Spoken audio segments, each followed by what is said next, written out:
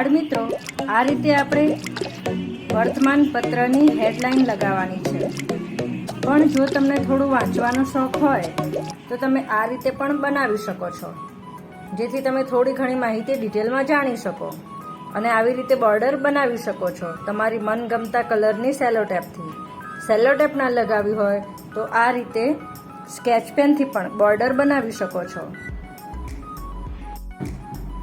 તમારા ઘરે જે પણ સમાચાર પત્ર આવતું હોય અથવા આડોશ પાડોશમાં પણ કોઈને પણ ત્યાં વર્તમાન પત્ર આવતું હોય તો તમે આ રીતે એ વર્તમાન પત્રનું નામ અને કઈ તારીખના તમે ન્યૂઝ કટિંગ લીધા છે એની તારીખ આ બંને અહીંયા નોંધવાનું રહેશે.